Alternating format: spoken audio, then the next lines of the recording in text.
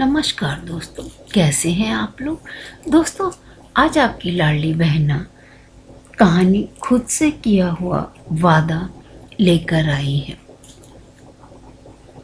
आजकल माँ की कही एक बात मुझे बार बार याद आ रही है।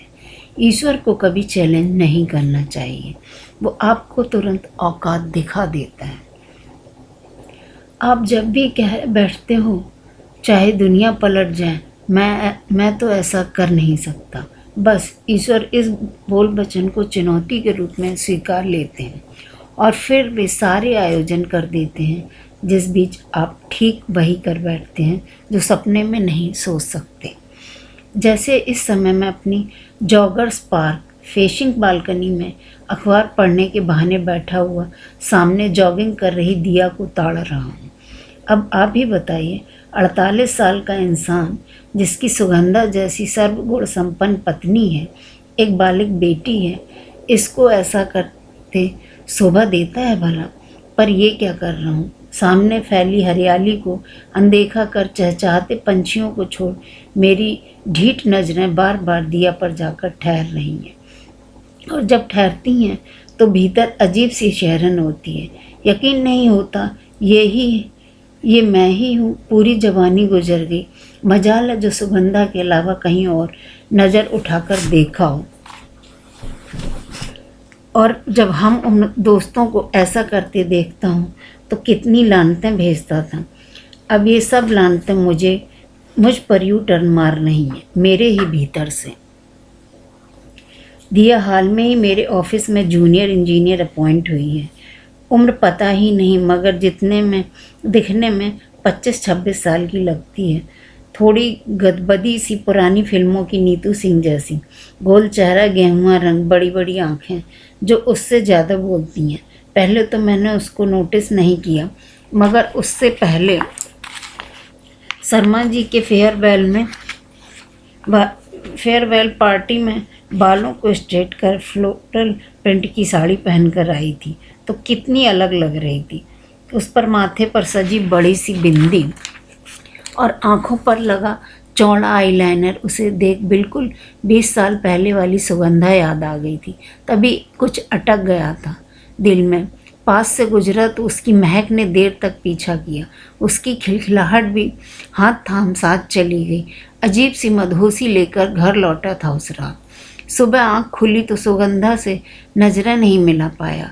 हालांकि कोई प्रत्यक्ष गुनाह नहीं था मेरा, फिर भी यह एक दिन बिल्कुल आम सा था, हर हफ्ते आने वाले मंगलवार की तरह। मगर फिर भी मुझे ऑफिस जाते हुए कुछ खास लग रहा था। मैंने ग्रे कलर की टी शर्ट निकाली जिस पर मुझे सबसे ज़्यादा कॉम्प्लीमेंट मिले थे। बाल रोज़ से ज़्यादा समय लगाकर बनाए। चारों ओर घूम घूम कर आईना देख ही रहा था कि सुगंधा ने टोक दिया, आज क्लाइंट मीटिंग है क्या? कुछ ज़्यादा ही तैयार नहीं हो रहे हो? मैं सकबका गया था। नहीं तो हाँ, लंच के बाद, इससे पहले वो कुछ और पूछ ले। मैं कार की चाबी उठाकर भाग खड़ा हुआ। ऑफिस जाते ही नजरें दिया पर ठिठक गईं। कुछ परेशान सी दिख रही थी।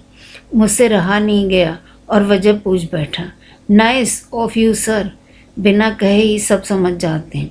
वो मेरे कंसर्न पर रीझ गई, फिर रुआसी हो उठी। एक्चुअली 2 दिन के अंदर कंपनी गेस्ट हाउस खाली करना है और अब तक कोई अच्छा पीजी नहीं मिला। तभी मुझे याद आया, सामने वाले फ्लैट के मेहता जी अपनी टेरेस रूम के लिए बैचलर किराएदार ढूंढ रहे हैं। बताने की सोची तो मेरा दिल ज़ोर ज़ोर से धड़क कर मुँह को आने लगा। चंद पलों के अंदर मुझे एहसास हो गया कि अगर ये बला मेरे पड़ोस में आ गई तो मेरा क्या हाल होगा। कैसे संभालूंगा इन बेलगाम धड़कनों की फिसलती नज़रों को। भीतर से कोई रोकने लगा, मत बता, इस अंधे कुएं में मत कूद। मगर जुबान दिल के साथ मिली भगत कर चुकी थी। दोनों एक साथ फिसल गए। परिणाम ये हुआ कि 2 दिनों बाद दिया मेरी पड़ोसन बन के सामने आकर रहने लगी। कैसा लगता है ना, जब ख्याल और हकीकत एक दूसरे के आमने सामने खड़े हों और आप उनमें से किसी को भी खोने से डरते हो। उस वक्त मुझे ठीक वैसा ही लग रहा था जब वो शाम को अचानक मेरे घर आ धमकी। मिठाई के डब्बे के साथ दरवाज़ा सुगंधा ने खोला था। नमस्ते मैम, मैं दिया सर के ऑफिस में उनकी जूनियर, उन्हीं के रेफरेंस से ये सामने वाले फ्लैट में as a paying guest shift हुई हूँ। उन्हें थैंक्स बोलने आई हूँ। वो एक सांस में बोल गई। मेरी मेहमान नवाज पत्नी ने उसका खुले दिल से स्वागत किया। पिछले महीने बेटी के हॉस्टल जाने पर बुझा चेहरा एकाएक खिल गया। अरे आ जाओ ना। और ये मैम वैम मुझे मत कहना, दीदी कह सकती हो, भाभी कह सकती हो। मैं बौखला गया। भाभी यानी मैं इनडायरेक्टली भैया। ठीक है तो मैं आपको दी ही कहूँगी।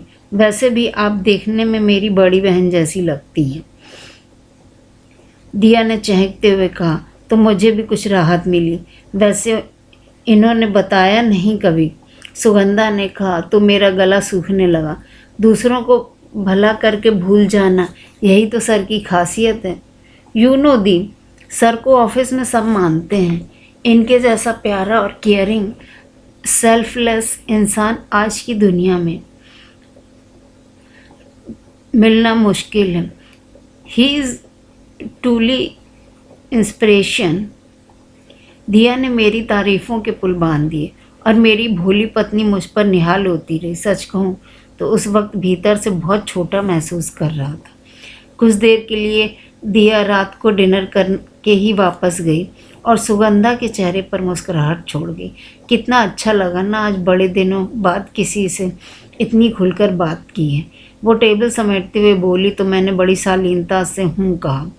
कैसे कहता तुम्हें भला अच्छा लगा हो, मगर मेरी तो जान पर बन आई थी। पूरा वक्त अलर्ट पर रहा कि कहीं मेरी दिली हालत आँखों या जुबान के रास्ते बाहर ना निकल पड़े।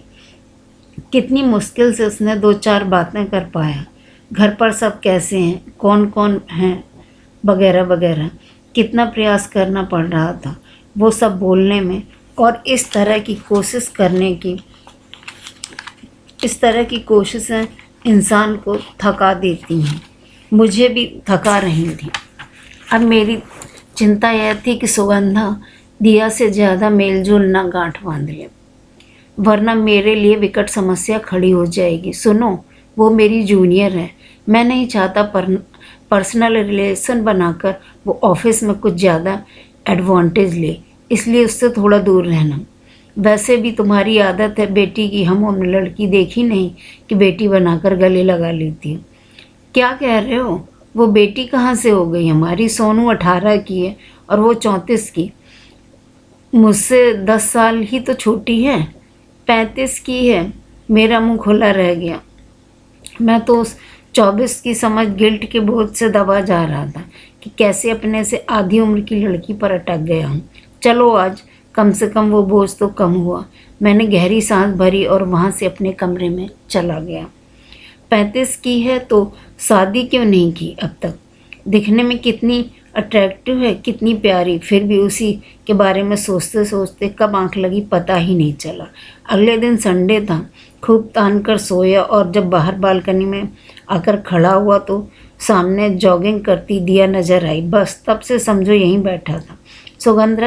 सुगंधा तीसरी बार कप चाय ले आई डांट के साथ। आज कितनी चाय पियोगे? एसिडिटी हो जाएगी। अब इसके बाद नहीं मिलेगी। मैंने हड़बड़ाहट में फटाफट चाय खत्म की और खड़ा हो गया। आज नाश्ते में क्या बन रहा है? मूंग की दाल के चीले। अरे पिछले हफ्ते ही तो बने थे। वो कल दिया कह रही थी ना उसका बड़ा मन है खाने का, तो यानी आज वापस उसे बुला लिया। दोस्तों, आप लोगों को यह कहानी कैसी लगी? अगर आप लोग मेरे चैनल पे नए हैं तो प्लीज़ लाइक कीजिए, सब्सक्राइब कीजिए और हमें सपोर्ट कीजिए। धन्यवाद।